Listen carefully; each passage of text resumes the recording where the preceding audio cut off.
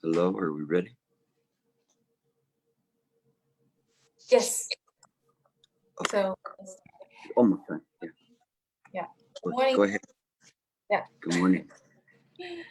Let me talk for Thank Thank you everyone for joining us at the Sunday Dharma Talk. Today is the fourth lecture on the Chan 101 series given by Gilbert. And next Sunday, August 30th, it's going to be the last Chan 101 talk. But don't worry, Gilbert will continue to give us Dharma talks, Sunday Dharma talks throughout September and the first 2 weeks of October. The topic will be posted on the Chan Meditation CMC website. And so as usual, please share your video if you could. And in the beginning, you're welcome to unmute and recite the 3 refuges and 4 great vows all together with Gilbert. So now let's please join palm and bow. We recite the 3 refuge. I take refuge in Refuge Buddha. in the Buddha. I take refuge in the in the Dharma. Dharma. I take I take refuge in the Sangha. I vow to deliver immutable sentient beings. I vow to cut off any expectations.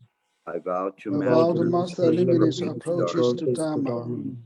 I vow to attain supreme Buddhahood. Bow.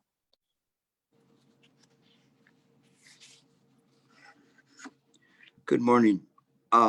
If we were going to talk about Chan 101, what is important is that we have to have more of an understanding of what self is, because we have to look at the subject and say, exactly what are we doing here? This is something that when one is a novice, we have that question. And as a novice, oftentimes what we do is we are simply just trying to quiet all the noise in the mind. We don't know anything beyond that. We just know that it's very, very noisy. And when we sit to meditate, we just have a lot of thoughts going by. And we've discovered that when we quiet the mind, it's peaceful, it's calm, it's comfortable. But then when we get off the cushion, the thoughts come back. And we cannot associate the sitting meditation with our everyday practice. In fact, there's no practice there. It's just, okay, that was good. And then we begin to learn this kind of an unfulfilling practice. It's unfulfilling because it is just simply an evasive maneuver of the mind just to be quiet. That is why when people begin to meditate, they, after they're able to calm the mind and overcome physical discomforts, they become drowsy. They become drowsy because this quietness, this peacefulness, this relaxation of the mind is something that they cannot do when they go to sleep. And so seeing the condition in this way, the mind just automatically says, oh, this is very, very comfortable. I feel so relaxed.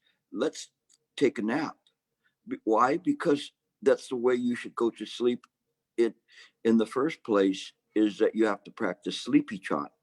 Please do not practice sleepy chan at this moment. Okay, I'm talking about the sleep, but some of you might start drowsing off. That use that when you go to sleep. Shifu had a very easy way to practice sleepy chan, and that was just say, I'm going to sleep, I'm going to sleep, I'm going to sleep. And in this way, it's an endless loop that the mind is preoccupied with this, and then it will eventually fall asleep. To me, when I have a difficulty to sleep, I will just recite the Buddha's name. I just keep reciting the Buddha's name, reciting the Buddha's name. And the Buddha comes along with me in my sleep. And if I dreamed or whatever, the Buddha's going to be there. So I don't have to worry about anything that happens in a dream, except for this dream that we're doing right now. My major worries in this dream is that I'm not proficient enough to be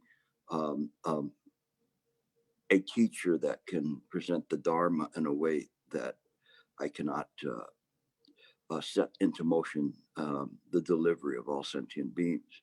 But I do my best. This is essentially what we do when we begin to practice. We start realizing that there's more to this than just simply quieting the mind. We quiet it in a very artificial way. It's as if one would be in their room and then a ghost appear in front of them and they just close their eyes. I don't want to see this. I don't want to see this. And then the ghost is gone because they don't see the ghost anymore.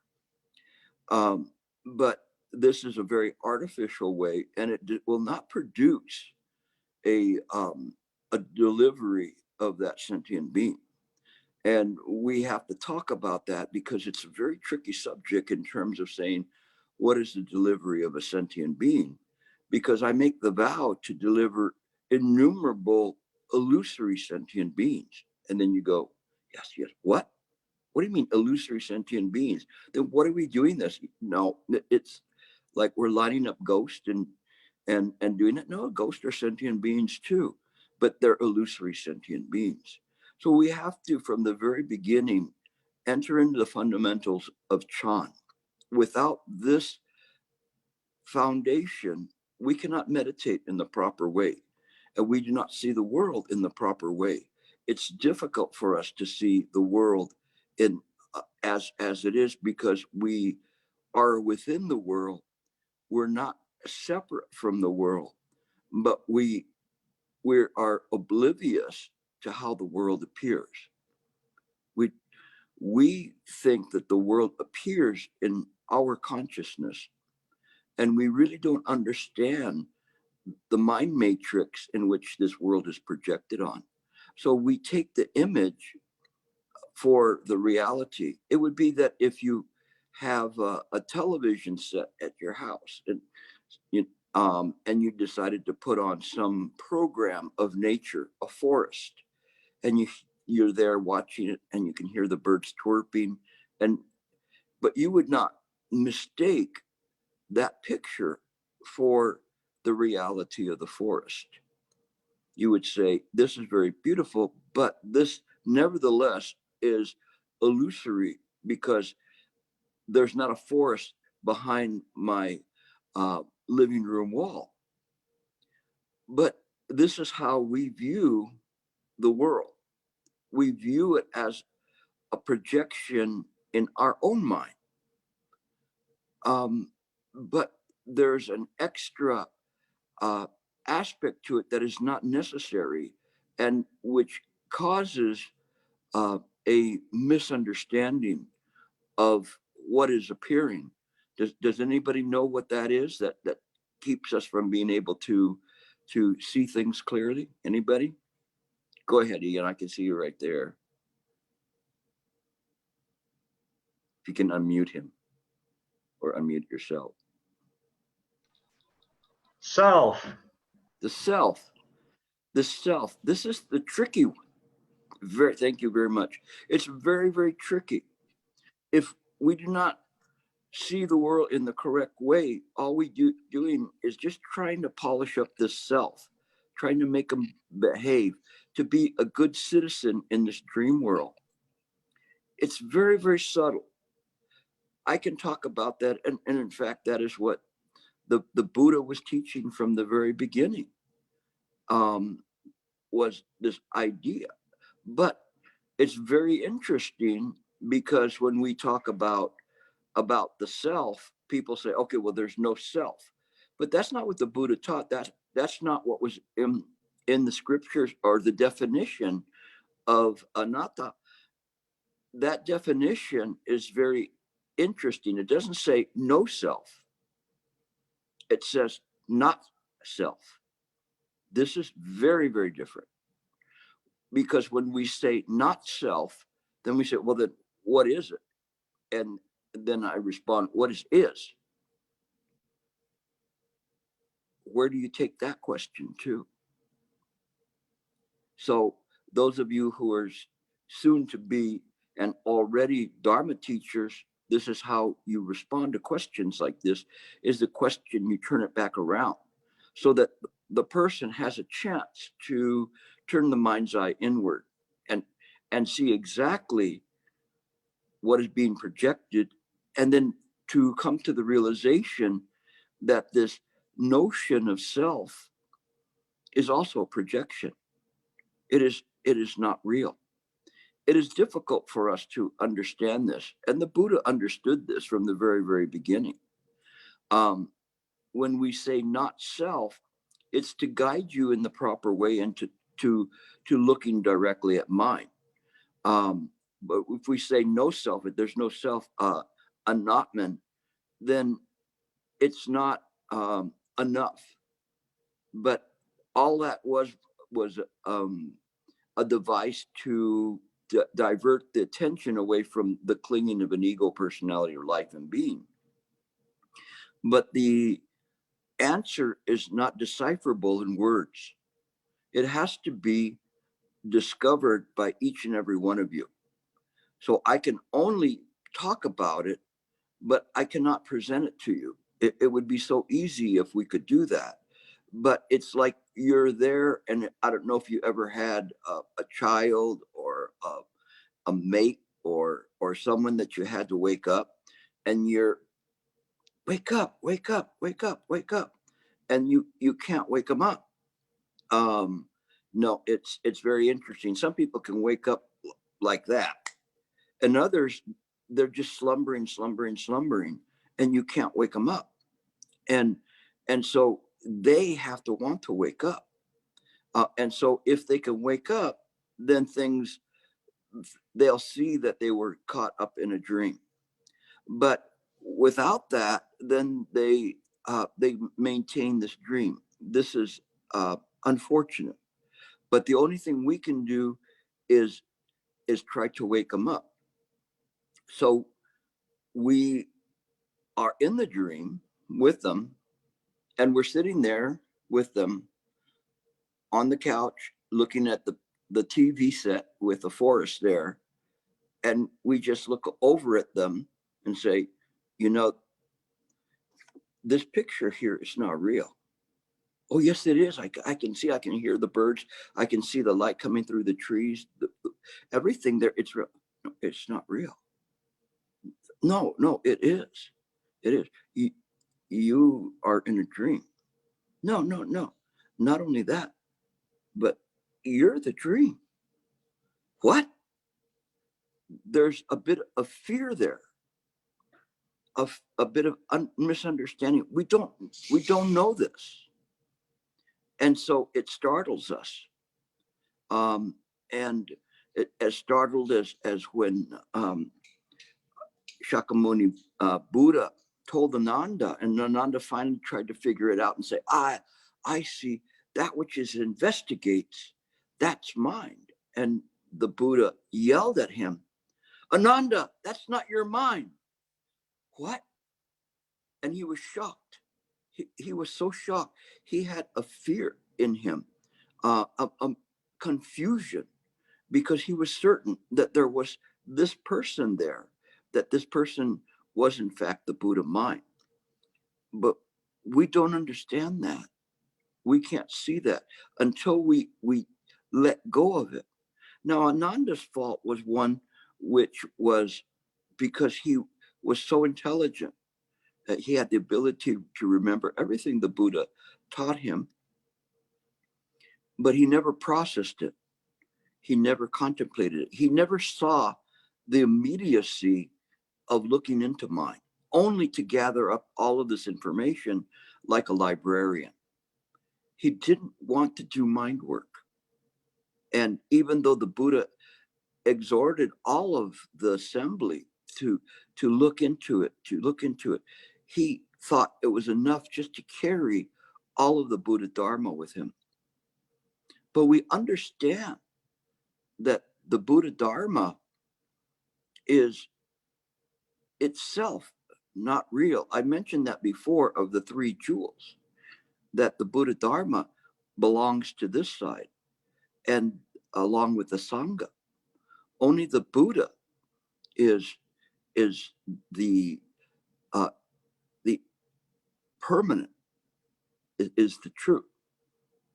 Yet it's very, very interesting because when we talk about the Dharma, we use the word in the word the capital letter D for Dharma, and that distinguishes it from the lowercase use of Dharma with a small d, and we say, okay, well, we understand it. But that used to bother me a lot. I used to think, why do they use the term Dharma with a capital D and then a lowercase d to indicate phenomena, and then Dharma is the teachings and the ultimate teachings of everything? And then I ran across something that said the Dharma with the little d, that Dharma, it belongs to the Buddha. It is why it is there. We're clear about it, that we're clear that everything that appears in mind appears in accordance with Pratika Samappada, causes and conditions never fail. Everything that's appearing is manifested, is produced, is the fabric of mind itself. We have to be clear about this. If we're not clear, then we see this Dharma and we want to sweep it. If we're watching the picture on the wall, maybe we look and say, oh, this forest is messy. Maybe we should rake the leaves in the forest. And you think that you're raking the leaves in the forest. You're not. If you go up to the picture and you touch it, then you start realizing, wait, this picture here, I can't penetrate it. It's flat. It doesn't look real. If I look behind the TV set, there's nothing there. What is there? What is this picture? Where did it come from? There's this little wire.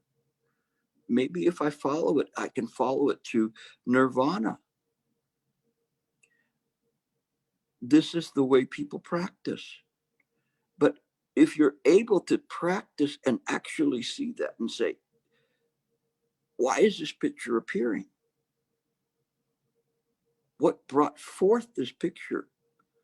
And more importantly, what is it projected on? This is Chan 101. So whenever I meet someone who's new to the practice or never meditated, never heard anything, never even knew anything other than their knowledge of the Buddha is this fat gentleman in the front of a Chinese restaurant that has a polished belly from everybody rubbing it. And that's all they know about that. I talk to them and I don't say, oh, we have the three jewels, the Buddha, the Dharma, the Sangha, impermanence, all of this stuff, because they say, well, that sounds like a religion. What I do instead is that I ask them to picture an apple. So as you're here, you picture an apple in your mind. Not a hard thing to do, right? So you can picture the apple in your mind. Don't go overboard with it. It's just let's say a red apple. If you want to add a leaf, that's fine, or a stem. Don't go too far with it, okay? It's just a red apple. We're not concerned about the apple. What we're concerned about is precisely where is this apple seen? That is our practice. Where is this apple? Where do you see it? I would say 90% of the people who are completely new to Buddhism says, I see it right here. And this is why the Shurangama Sutra in the very first book of it went to great pains for the Buddha to uh, uh, refute that kind of a notion. To me, I would say, well, then that would mean that you would have an apple in your head. And so then you go and they have to think about that. And sometimes I'll go and talk to people about this, and I'll see them a week later, and they're a bit perturbed at me. And they said, you put this in my mind. Where did this apple come from? Where did the apple come from? And they want to know. They want to know where that apple, what is it suspended on? What is it projected on? They cannot know conceptually, but some of them, if they have a deep root in that moment, they can suddenly awaken to the practice, not awaken to enlightenment, but at least awaken to the practice. And when they awaken to the practice, in that moment, then they are practitioners. They want to know. So when we look at things, we have to see them in this way. Now, I don't start with project yourself in your mind and where does that appear? But you could do that as well. Exactly where in there, in that cavern that you call a skull, do you find yourself? Is it here? Is it in the back? Is it in the front? Precisely where do you see your mind? Where is it? And you might come up with some kind of a clever response to it, but it's still nevertheless conceptual. So as we begin to practice this, we have we have to explore, contemplate. This is not easy, and it's not easy for people to understand what contemplation means. It is not something that we're used to. So that's probably the first hurdle, is this idea of just sitting, mo chao, just sitting. You just sit. So what are you doing? You're just sitting. Or what else do you do? Are you sitting? Yeah, just sit. What do you mean? Am I sitting here waiting for a bus to come? So you sit like this with one eye looking. You're looking at your watch. I wonder when the bus comes, the enlightenment bus. No, you'd be more likely that a bus full of bozos would come, a bunch of clowns come, and you'd probably hop on it because you're bored of just sitting. You're just sitting there. After a while, you feel very Forrest Gumpish. Just sitting. It's got to be something worth it. This is stupid. I'm just sitting. Better to think about something. Better to think about something fantastical. And so when you think that way, then you begin to manufacture incidences of enlightenment. This is a very much of a pity, because all of a sudden you're off the method, and now you're thinking about, wow, this is really nice. There's all these lights going in all sorts of different ways. I must be enlightened. No, just sit, contemplate. The more you contemplate, when you are contemplating, you are properly using the Buddha mind. You are not creating the karma, negative karma, that can occlude the clearness of the mind. But we want to say, oh, well, what is this clearness of the mind? I want to know what this is. So this must be clear.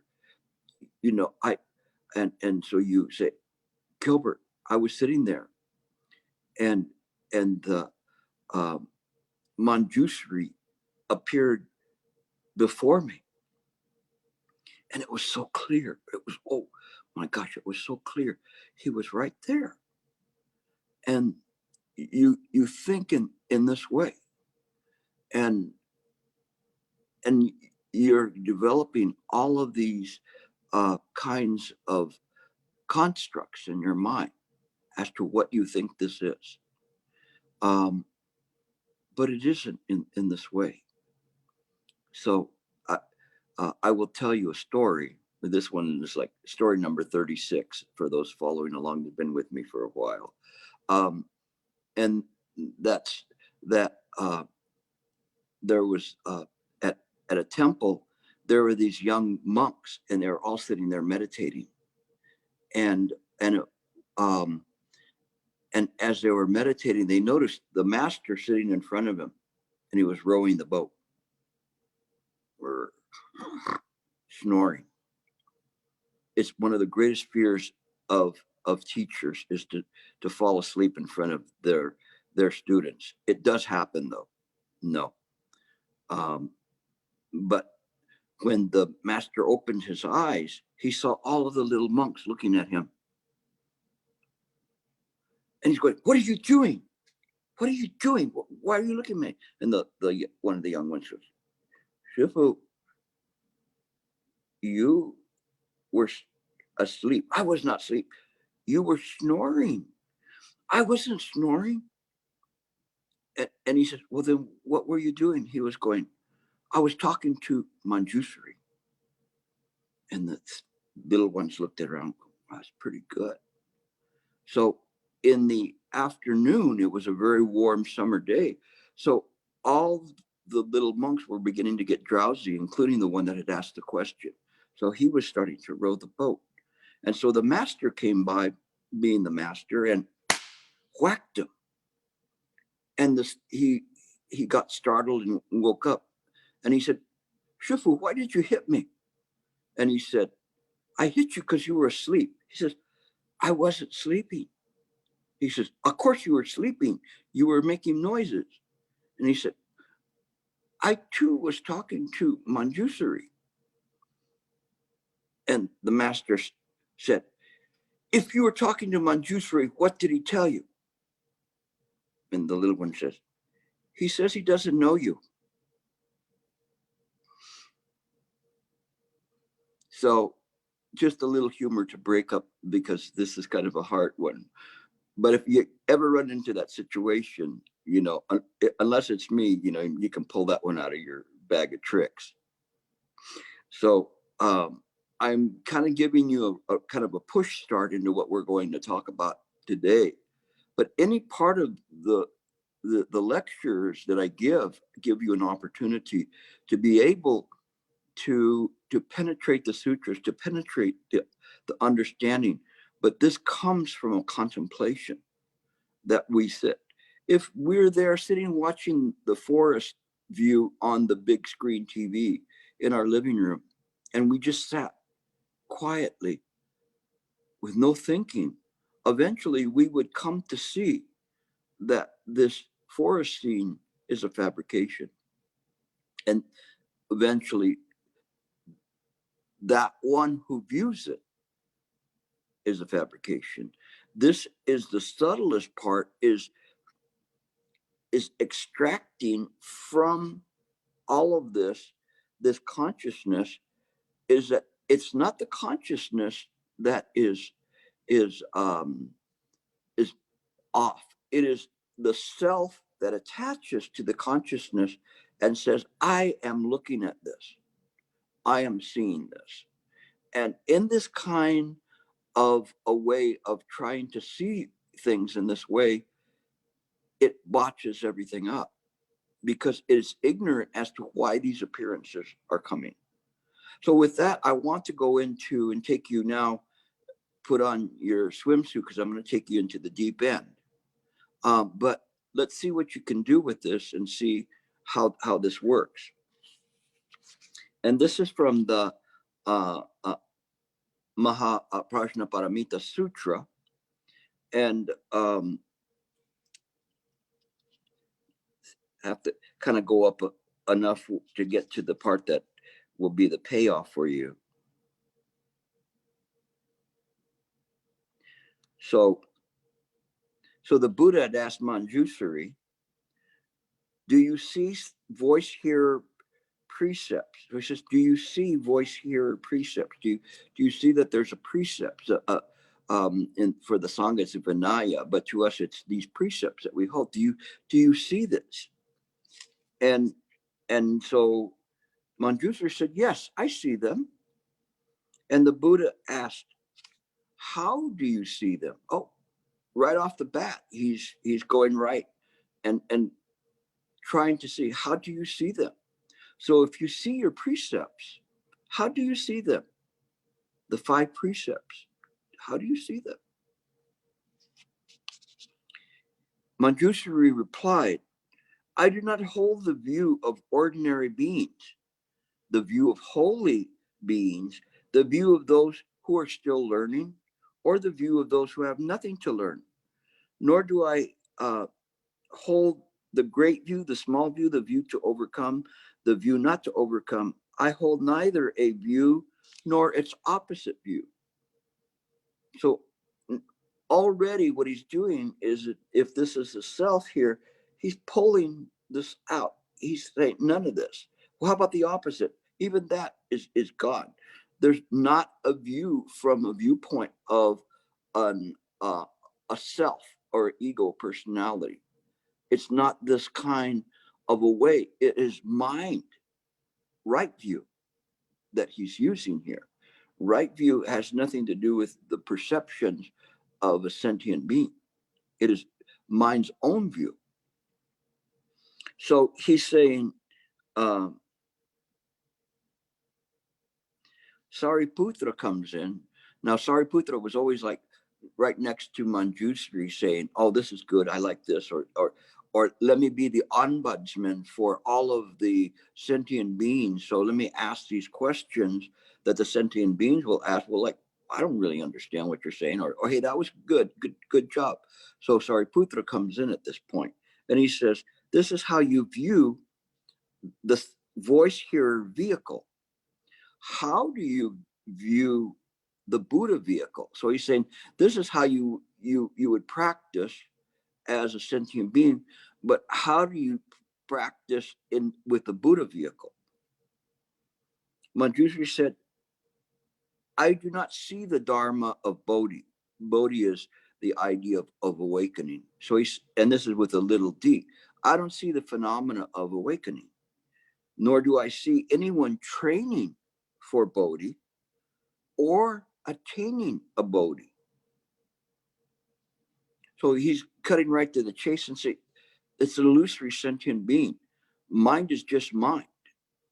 Where is one to attain this and to enter into when everything is mind?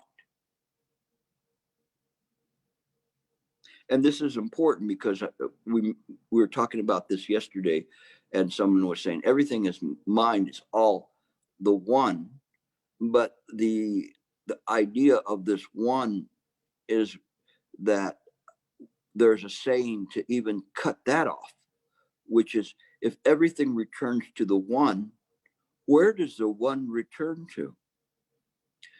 This is very important because what it's saying is that there isn't this transmigration of souls. There is no true transformation. What are you going to transfer to? It is just these appearances that are in mind, but these appearances are mind itself. It's already there. There's no place outside of it, or someplace, some refuge bin that you start sweeping away all of these so-called defilements. You just have to allow the mind to see clearly. This is what we practice, is right view. So as we begin to see things in this way, and it all begins to fit in. So then Sariputra asked Manjusri, what is called the Buddha? How does one observe a Buddha? And Manjusri just cuts right through that. He's seeing him saying, well, what is called the Buddha, and how does one observe a Buddha? Now, this is subject and object. Someone seeing the Buddha separate and apart, and something as the Buddha as something that is an object, and something that is there that one can say, okay, there, if you go down that street right there, you make a right and then a left, and go up the hill, and there's the Buddha sitting there, right there.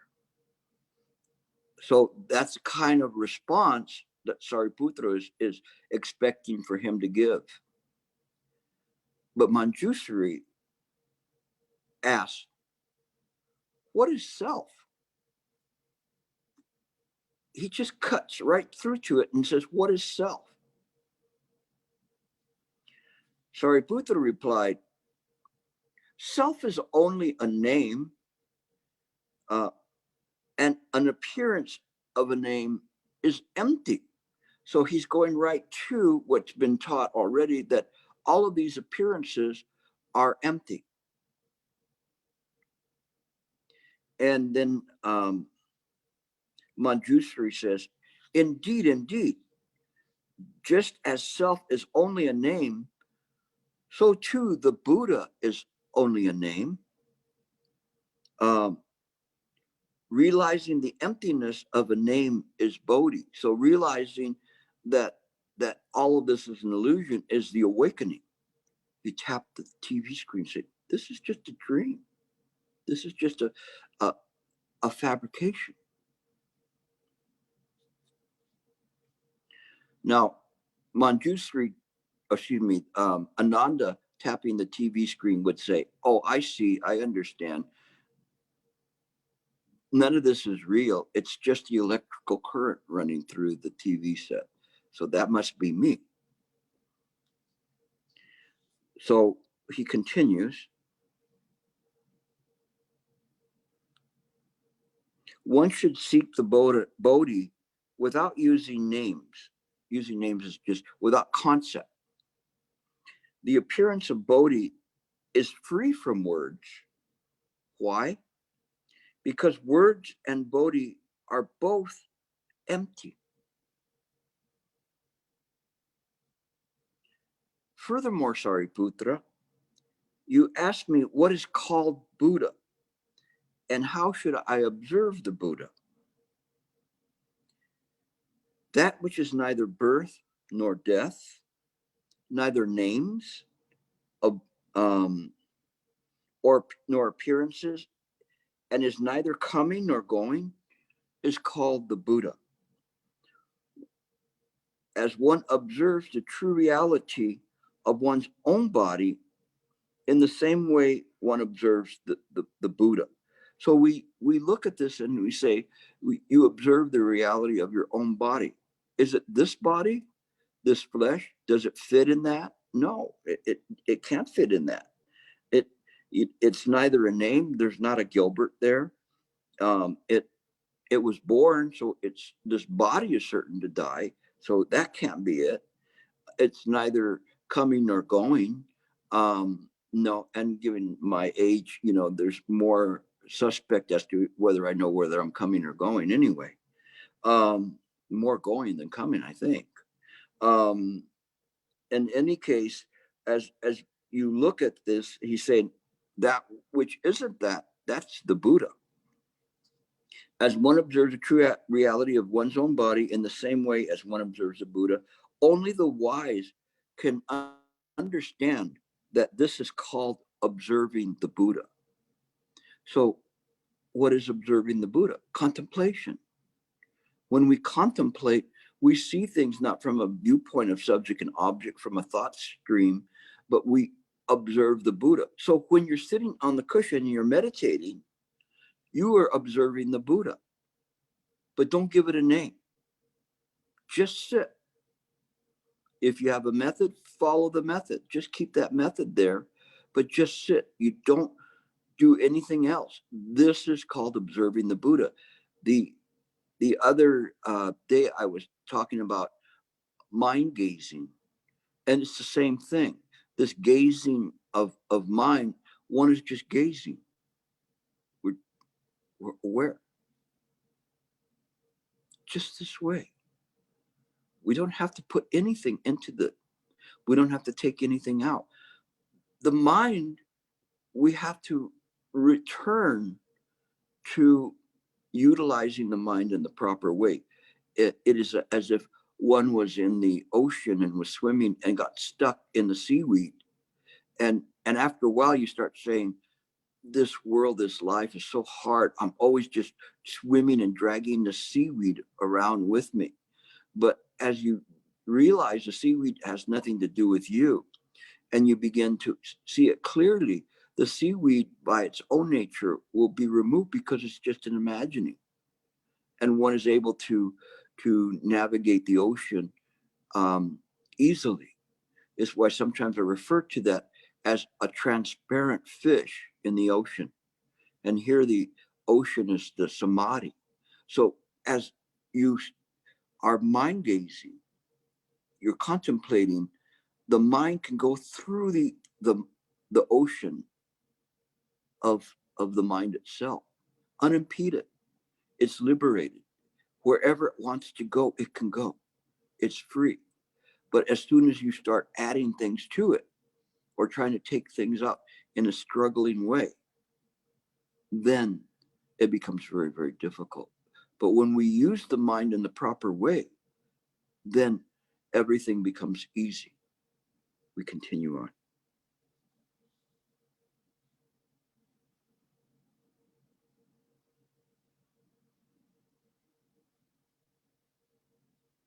Then Sariputra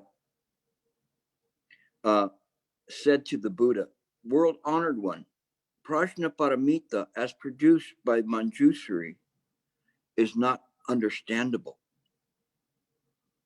Oh, excuse me, let me read that again. I miss okay. I apologize. Then Sariputra said to the Buddha, world honored one, Prajnaparamita as pronounced by Manjusri is not understandable or knowable to the novice bodhisattva. So it's saying this kind of a Prajnaparamita, it's difficult for novices to understand. All they want to do is stop the baby from crying, and you're trying to look at it and say, you know, that baby has no name. Manjusri then said, not only novice bodhisattvas cannot know it, but even the riders of the two vehicles who have accomplished their undertaking for arhatship or Buddhahood cannot understand or know it. So from the viewpoint of an arhat or a lohan or this pratika Buddha, they still cannot see clearly that all of this is just simply mind. So they're showing there's this difference there. And as I talked about this before, sometimes we get these little minor realizations and we believe, oh, I must be enlightened. As soon as you say that, you know you're not, but you still think of that way. Why? Because the ego says, oh, don't pay attention to that. You're enlightened. Trust me, Gilbert, you're enlightened. No, we have to continue to push. And each one, it's naturally the seaweed will fall off on its own. No one can know the Dharma expounded in this way. No one can know. So it's going back up to what is self and saying this one that you're talking about cannot know it. Why not? Because the appearance of Bodhi cannot be known through such dharmas as seeing, hearing, capturing, thinking, speaking, or listening. So it's talking about through the consciousness, through all these the organs of the body, and something that's a product from the five skandha, it cannot be known through that. So when we look at something and we say, this is a pen, I know that this is a pen. I can call it a pen. I know it. And I know that if I separate it, oh, voila, there's a point there that can produce a line of blue. And this kind of a linear thinking that we have is something, but we cannot know mind in this way. Mind is not a pen. What is mind? Beyond any concept that we could possibly do. The pen is housed in mind, but it is not a concept. It's not a thing.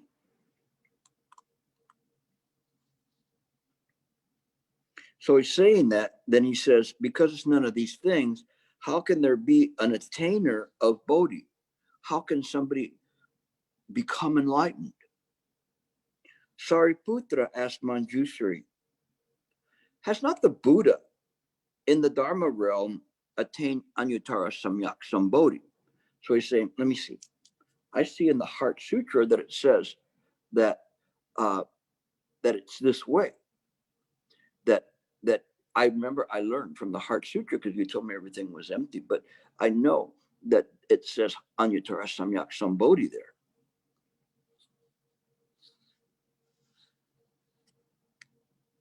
Manjushri replied, no, Sariputra. Why not? Because the world honored one is the Dharma realm with a little d. How can he obtain himself? I'm the Buddha, and I attain Buddha. Wait a minute, weren't you already the Buddha?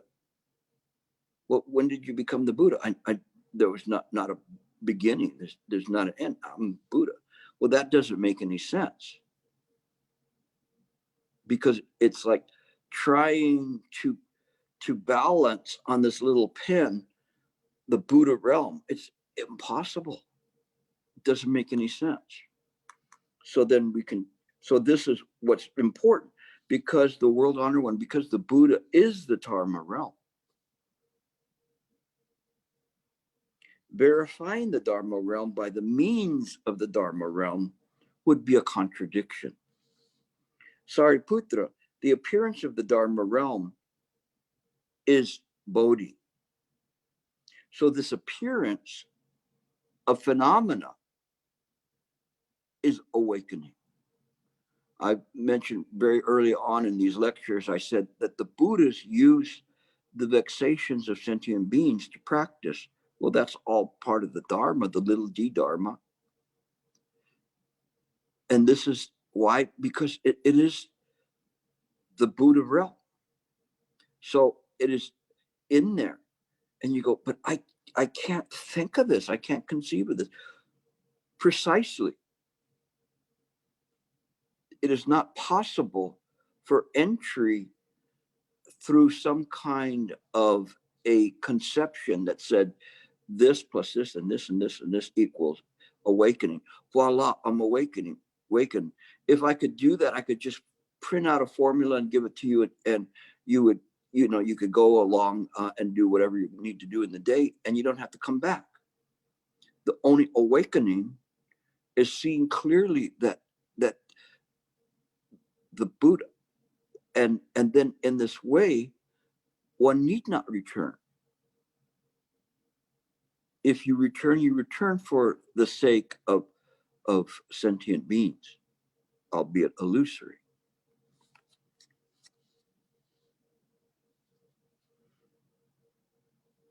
The emptiness of all dharmas is Bodhi, which is the non-dual and free from differentiation. Sariputra, without differentiation, there is no knower. So if we don't say that this is a black pen and this is a blue pen, without seeing, sorry, I'm trying to get these, there we go. Without seeing these, mind knows. It doesn't have to have someone to speak for it and say, oh, Gilbert, I really don't understand this. Can you tell me? And so Gilbert comes in and says, oh, okay. This one over here is a black one and this is a blue one. If you pull the cap, you'll see that it will do that, unless the caps were mixed, and then you can mess everything up. But I don't need that. Mine will tell you right there. You don't have to give it a name. Why? But it's part of the Dharma realm. The Buddha knows it. Why? Because it's part of the Buddha realm. Without a knower, there are no words. Without words, there is neither existence nor non-existence, neither knowing nor not knowing. This is true for all dharmas. Why? Because the dharmas cannot be identified by places which imply a definite nature.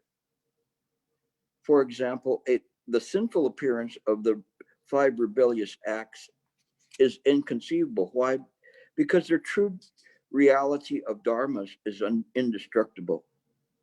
Thus, the sin of committing rebellious acts has no self-essence. So in these things, it's going and it's taking it to these extremes and saying, even if you did these things, all of this is still the Buddha realm. It's not separate and apart from it. And then it's going to go into more deeper stuff in a moment. But so we'll stop there with this analysis. But what you're looking at is you're seeing clearly that how mind is. And so we don't search for it in a word in a page, but those words can be a turning phrase, just like the one where it says, because the world honored one is the Dharma realm. Then there's like an absorption in that moment that one can say, whoa. Now that might not have done it for you, but to some of you it might have. But there is what we call turning phrases, because then we begin to look at it. And that's what the beauty is of these sutras, is because it takes you through. And it is seen, and it's kind of like lacing a boot. And you just little by little, you put the shoelace in the eyelet, tighten it a little bit, shoelace, tight, until you get to the final part. And you tighten it, boom, it's there. And it's this way because you're beginning to see precisely this progression of deconstructing the Dharma realm as a separate entity and deconstructing phenomena. And so what it's doing is it's letting you practice in a way where it's the opposite of the 12 nidanas. You're working your way backwards through the nidanas until you finally get to the very first one, which is ignorance. Ignorance is the ignorance of not knowing that the self does not exist. So when we look at this and we cut to the chase and we ask the question, what is self? All of the other ones, progressions, are seen as an illusion. We're clear about it. And the Buddha taught that from the very, very beginning. There's this ignorance. And when we look at the things and we see it and we say, oh, boo-hoo, I'm suffering. I have this pain. I have that pain.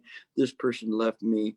This is going to happen. You know, I got this grade, you know, at work or on a report card, or my car doesn't start, whatever it is. We see the things very clearly and say, this is standard for this samsaric world. And we realize that. And that's an important aspect of this. And we begin to deconstruct this self. We're so anxious and interested in deconstructing this world, saying this is not real. I remember a long, long time ago when my son Ananda was a young man and he was in kindergarten, and he would come to my lectures and he would sit there. So his first meditation cushion was about this big. One of my students made it for him, but he'd go to the kindergarten. He'd go, "You're not real. You're in a dream and you're an illusion." And they were so frightened. He frightened the kids at the kindergarten because he was so sure about it, looking at them and saying this. So that the principal, you know, called me to tell me about that Nanda was frightening the children. The good thing was that he was a Buddhist, so he was getting a kick out of it. But the kids were going, because he said it with so much conviction. They, in that moment, with a young child that incapable of processing, he really shocked them. and which is good because maybe, as they get older, they'll remember that and do that. So when Shifu heard about this, Shifu gave him a huatou. What was my original face before I was born? And this is very apropos to look at, to say, what was my original face? Because if someone is going and negating that, then we can't just negate something. We have to see precisely what is there. And this original face before you're born is not of the self. It is just mind, and this mind is the Buddha. There's no time frame, no nothing. It is just the Buddha mind. It's hard for us to deal with that because we don't know. We can't know. But nevertheless, this is the way it is. So when we sit to meditate, this is how we meditate. When we sit, we rest and relax the body. We bring up the method. We become aware of everything that is happening, whether one sees it extrinsically in the environment or in the mind environment. So those are not two things.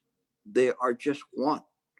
In contemplation, what is perceived as a Dharma mind environment with a little d is not different than what is arising in mind, or the differentiation that is occurring in mind. That too is seen as the mind environment, this Dharma realm. In this way, there is a self-absorption. So there's this person, this Gilbert, and he's trying so hard to get away from this. But as the body is sitting in meditation, and he's trying to say, wait, phew. Naturally, this notion of self, an ego, a personality, or a life and being is absorbed in mind, along with everything else that is considered the Dharma realm. Boom.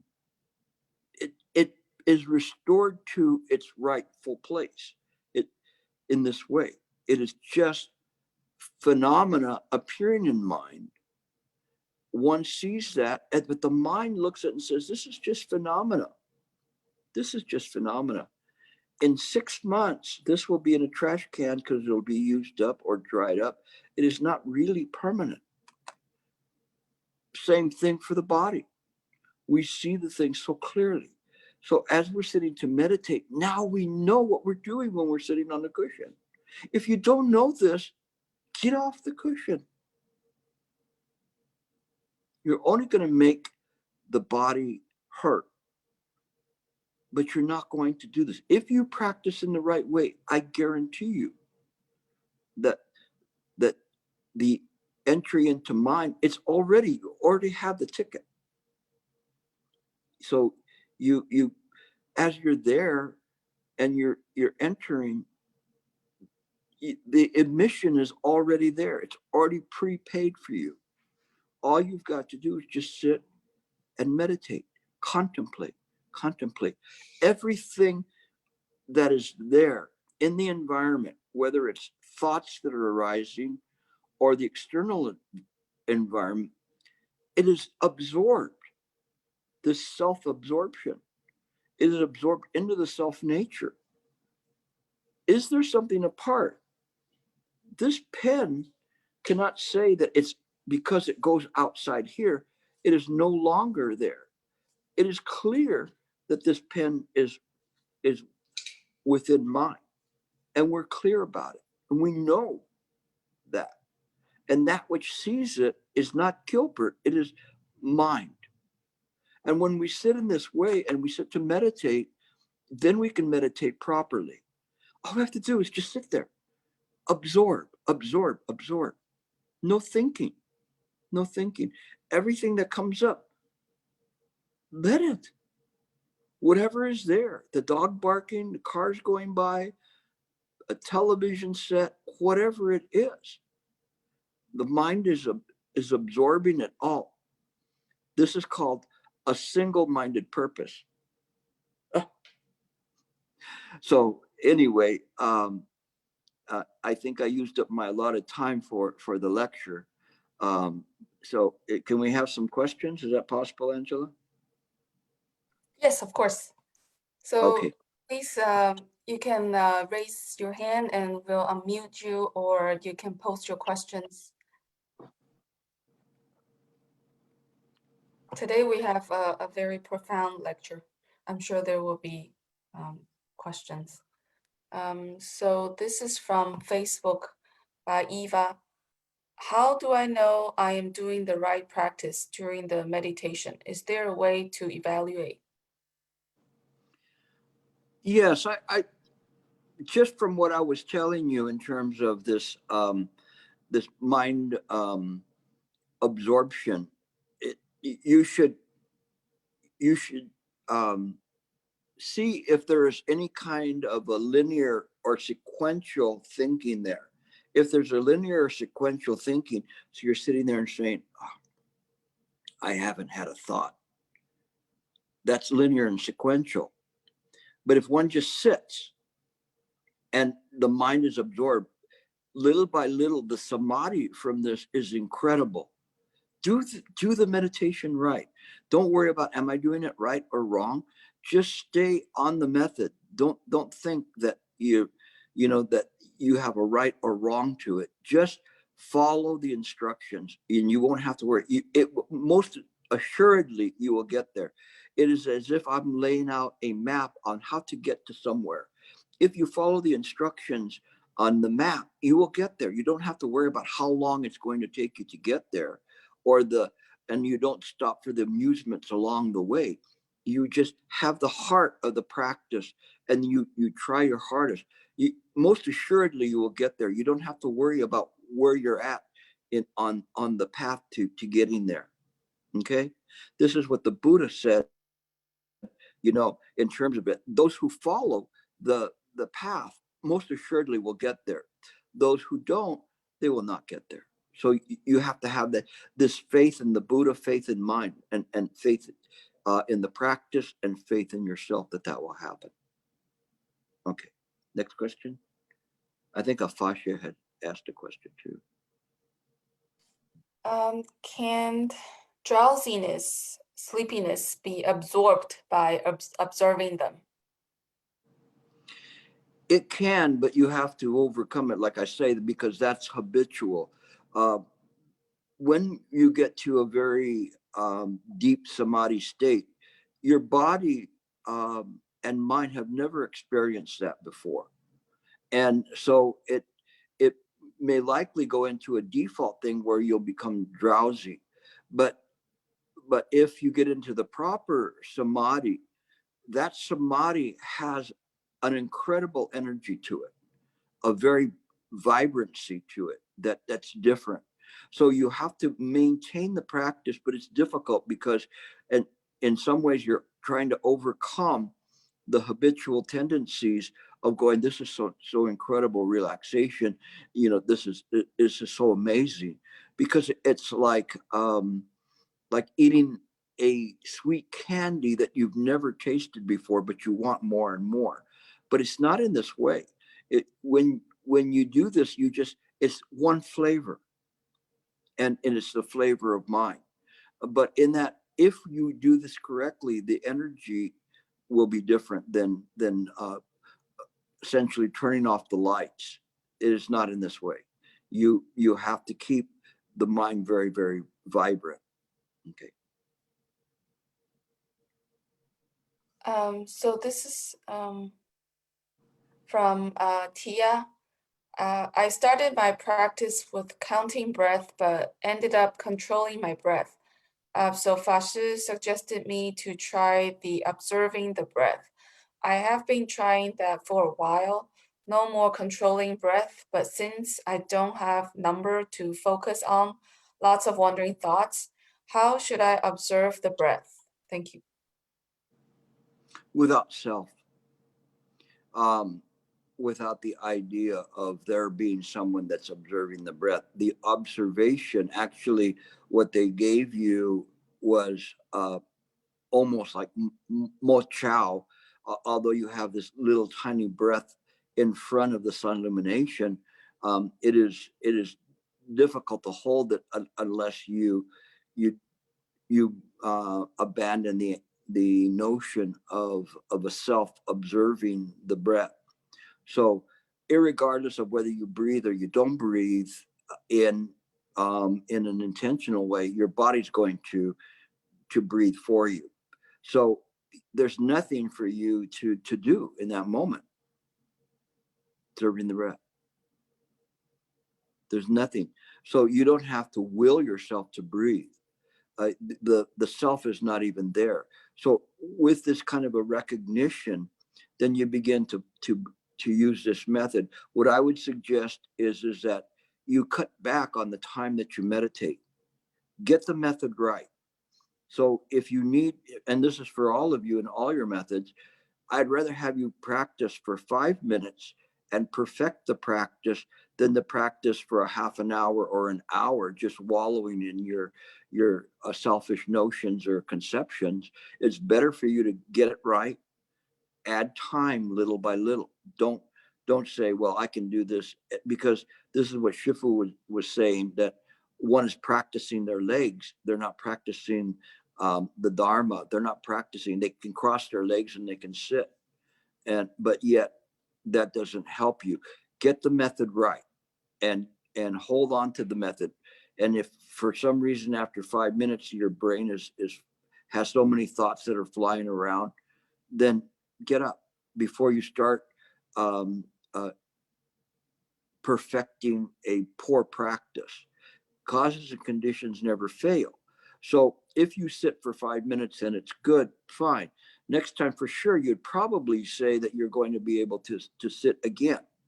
But if you sit for 5 minutes perfect and then 25 minutes of thinking of thoughts, that's what you'll get every single time, because that's the seeds that you're planting. So it's better for you to work and perfect your practice and then add time. Even if you've been practicing for 5, 10, 20 years, don't be so proud that you say, well, I've been sitting for that. Well, indeed, if you've been sitting that long like that, why haven't you made the awakening? Something's missing, right? It's not the time in on the cushion. It is the quality of the meditation and the utilization of right view that makes the difference. That's what I essentially peddle.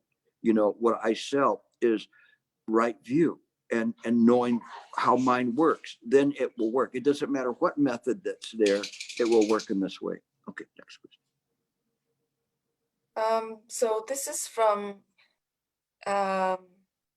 Scott. Maybe you can ask Ian Charles Scott, should one contemplate death before drifting off to sleep? Do you mean death or breath? Maybe you can unmute and clarify your question. So this is from Ian Charles Scott.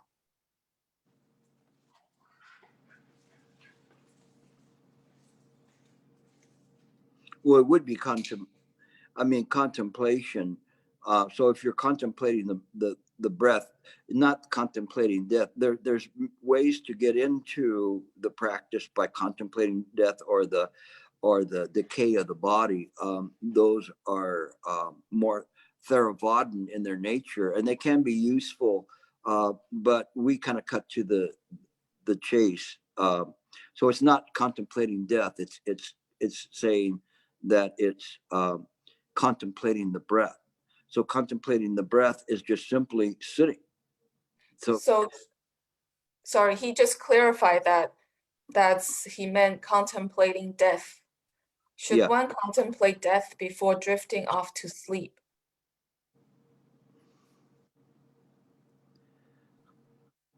You can use that. If this is a way to do that, then that's fine. Again, this is more of a Theravada method. Nothing wrong with it.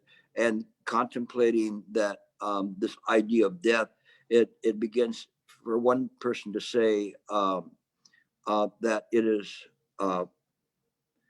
that you're utilizing, and it's one tool that one can use to look at this world and to see it as real or not. It doesn't matter whether you're drifting off to sleep. You can do that method, and that may produce some benefits to you if you do it in the right way. It is an accepted practice. So I have a question, if I can ask. Okay. You mentioned that so I guess for enlightened people, enlightened beings, you use the analogy before that they're coursing through like an invisible fish. So you sort of mentioned it today that they're coursing in this ocean, and then they're like this current. So I'm just trying to understand that. So it's because there's like there's no boundary between themselves and everything else. So in a way, the ocean is the being, is the person. So, but I don't understand why there is still this invisible fish. What are you trying to convey, that that's a function that they're carrying, or there's something still going on, or I'm just trying to understand the analogy, or the ocean is, I mean, at that point, the ocean is already entirely them. It's kind of in this way, Angela. When I was giving the lecture and talking about this, I knew precisely your question before you asked it, that was arising in your mind. It doesn't mean that I have special powers or anything. It's just that your question, your mind is part of the ocean. So the fish, this transparent fish, is just mind. And so it just can wherever it is, there is no abiding in it, because it appears in many different ways. And as it appears, it is going through the this deep prajna paramita. What is the deep prajna paramita? The Dharma realm, the phenomena itself. So I say it's a transparent fish because it's not really a fish, but I'm using that as a component of the knowing aspect of mind, the root Z, the DHZI. Pardon me because I cannot say it properly in Chinese, but it's the knowing aspect of mind, of the Ru, of the Ru Jing. But all of that is there, and it's connected. And this is something that's very interesting. And I think you should contemplate that more, because that is kind of how would you say, something that you have to sort through, and it will lead you to a deeper realization as to what I said. Because I say these things, although they're analogies, but nevertheless there's something there that you can benefit from. So I strongly recommend that you do that. It's a very good question. Thank you. So is there any more questions? If there's no more questions, There's a Nicholas. There's a Nicholas John. You can unmute yourself. Yeah, I had a question about your analogy with the pen. There was a point at which you took your pen out and you pulled it off, and so like you can pull off the pen, you can see the mark there, and then you said that the mind is not like that. Can you clarify your point? I didn't quite understand what you meant there, or what your point was there. Yeah, it's similar to what I had said before. That to me was a very turning story, which is Matsu and Baisong and the ducks flying by, and where the ducks are flying by, and Matsu asked Baisong, where are the ducks going to? And he was going to point to where they went. And then that's when Matsu twisted his nose. So when we say that the pen is here, but if we say the pen is out here, it's not really out there. It's still nevertheless within mind, even though it is not within the eye consciousness. It's still somewhere in mind, and there's no locale for that, or temporal in mind, because mind essentially is the Dharma realm. And but it's not something that goes by and passes then passes out of the Dharma realm. That moment in which the ducks were flying by are preserved in mind. And it's not temporal where it says, okay, it happened, that there's a past, present, and future. It's beyond that. It's inconceivable. Those things are mind, and we don't look at it. And so you could say that, like the Alaya Vishnana from the Yogacara school, that everything is preserved in there. And so this storehouse consciousness has everything. And so this is what I'm explaining is that something that goes out of the consciousness in that moment, whether it's the I consciousness or the mind consciousness, nevertheless, it does not lose its properties, but its property is it's fundamentally empty because it's part of the Dharma realm.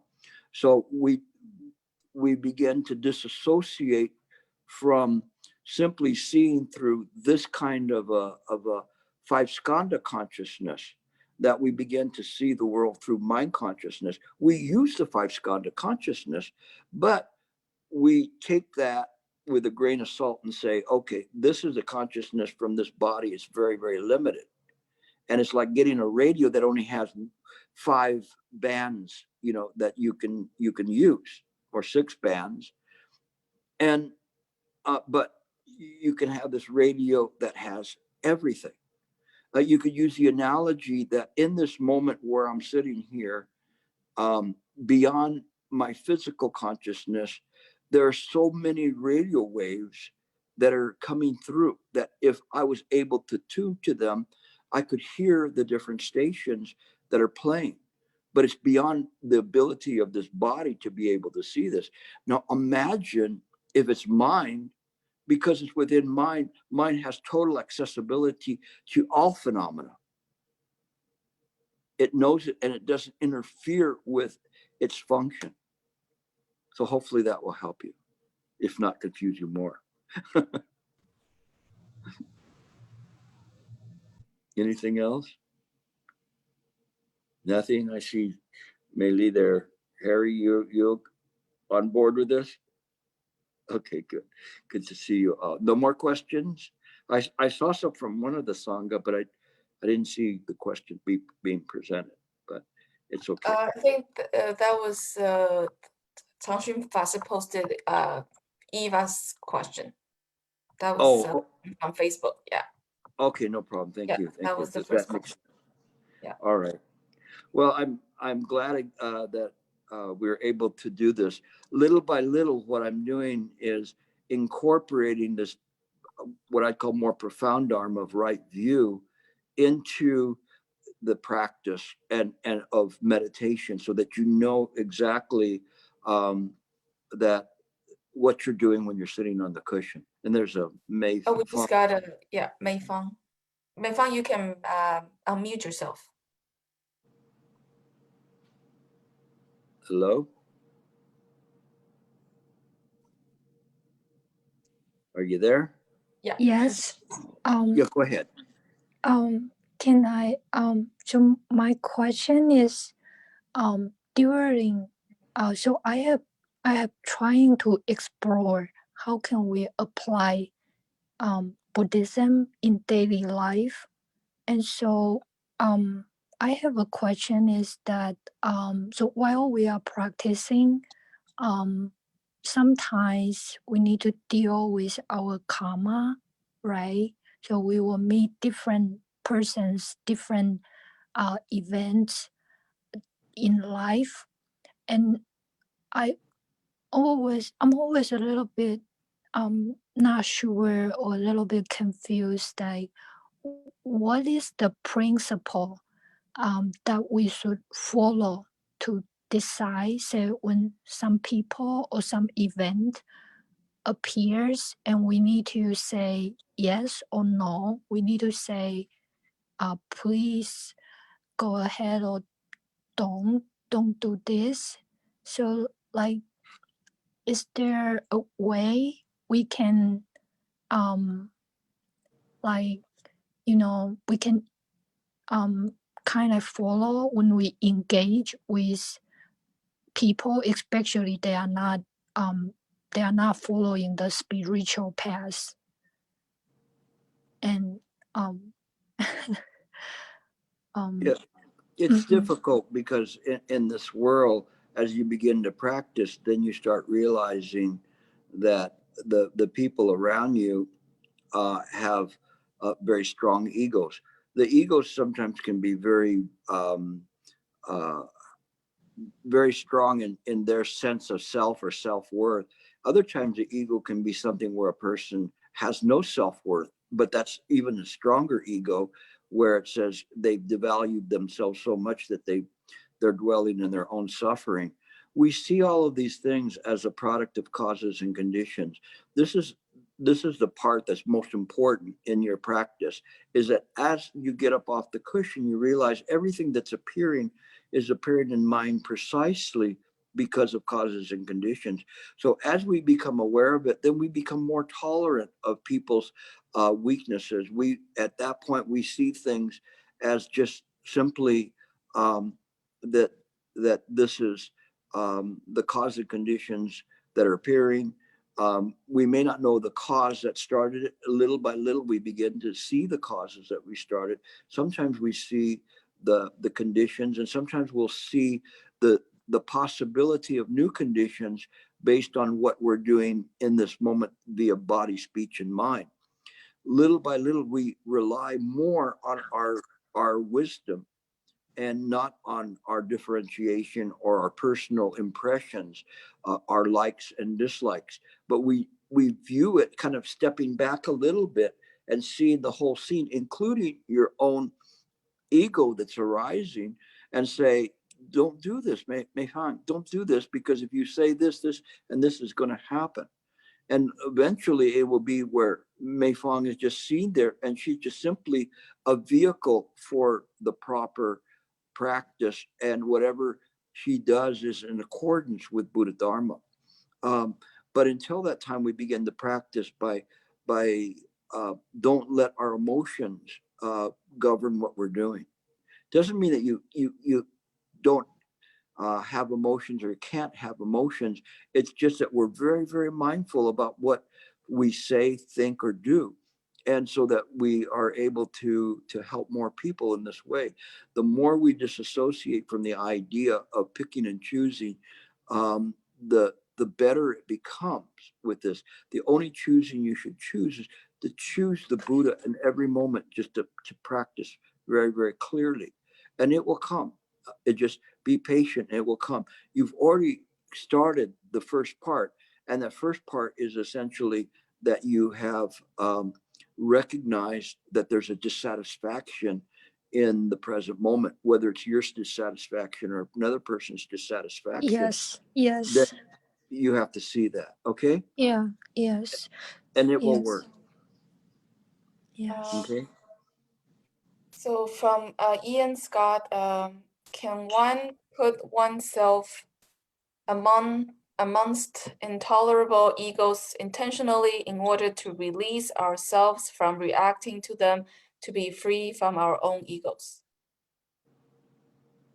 Can one put oneself amongst intolerable egos intentionally in order to release ourselves from reacting to them and be free from our egos?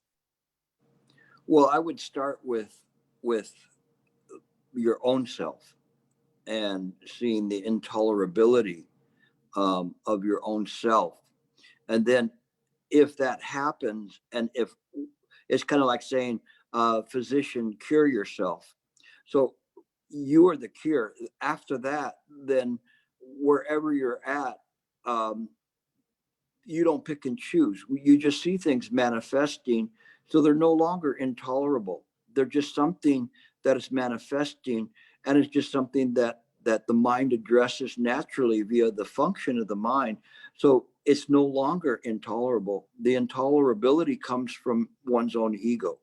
Once you let that go, then it's fine. Sometimes I'm put in a position where there's people around me that either want to cause harm to me or to do things, or as an attorney, they're the opposing party.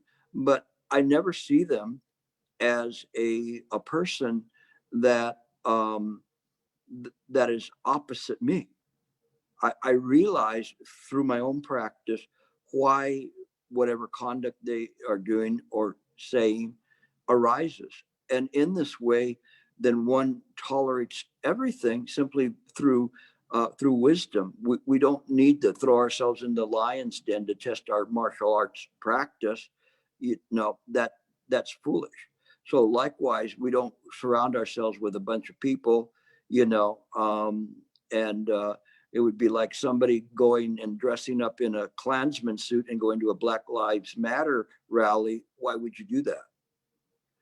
Doesn't make any sense. All of that is discrimination. So we just release ourselves from all of those kinds of viewpoints. I think there was an. Yeah. Great. Thank you. So You're if there is no more questions, thank you for a wonderful talk today. I think I'll have to listen to it to get a deeper understanding.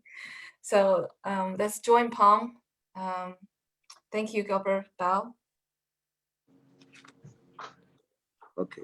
Omito. Thank you, Gilbert. Well, thank you, teacher. Thank you, Gilbert. Gilbert. Thank you, Omitopo. Good to Thank see you Thank all. you. Thank you. Stay safe. Bye-bye. Thank you, Gilbert. Thank you, Gilbert. Thank you. Omitopo. Thank you. you, Gilbert. Thank you. You're welcome. You're welcome, all of you. Good. Practice well. Bye-bye. Thank you. Bye. Thank you.